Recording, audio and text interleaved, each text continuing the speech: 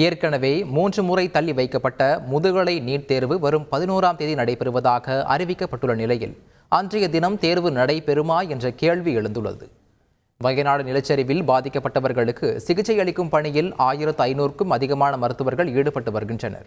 இவர்களில் பலரும் முதுகலை நீட் தேர்வு எழுத உள்ளனர். தமிழகத்தில் 30,000 பேர் இந்த தேர்வை எழுத உள்ள நிலையில் 60%த்திற்கும் அதிகமான தமிழகத்தைச் சேர்ந்த மருத்துவர்களுக்கு தெலுங்கானா, ஆந்திரா போன்ற அண்டை மாநிலங்களில் தேர்வு மையங்கள் ஒதுக்கீடு செய்யப்பட்டு இருப்பது சர்ச்சையை கிளப்பியுள்ளது. இதையடுத்து தமிழகத்தைச் சேர்ந்த மருத்துவர்களுக்கு தமிழகத்திலேயே தேர்வு மையங்களை ஒதுக்கீடு செய்ய மத்திய அரசை தமிழக அரசு வலியுறுத்த வேண்டும் என்று மருத்துவர்கள் வலியுறுத்தியுள்ளனர். நீட் தேர்வுக்கு முன்பாக மருத்துவ கல்வி லாபகரமான வணிகமாக இருந்ததாகவும் ஒரு மருத்துவ சீட் 8 கோடி ரூபாய்க்கு விற்பனை செய்யப்பட்டதாகவும் மத்திய சுகாதார அமைச்சர் JP நட்டா தெரிவித்துள்ளார்.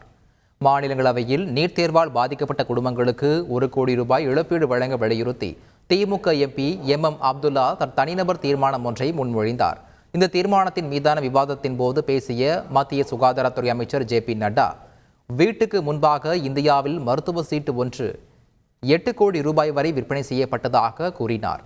மேலும் நீட் தேர்வின் வழியாக பல்வேறு சமூக பிரிவுகளை சேர்ந்த மாணவர்கள் மருத்துவ இடங்களை பெறுவது 65% வரை அதிகரித்துள்ளதாக குறிப்பிட்ட அவர், நீட் தேர்வு 13 மொழிகளில் நடத்தப்படுவதால் அரசு பள்ளிகளை சேர்ந்த மாணவர்களும் பயன்பெறுவதாக கூறினார்.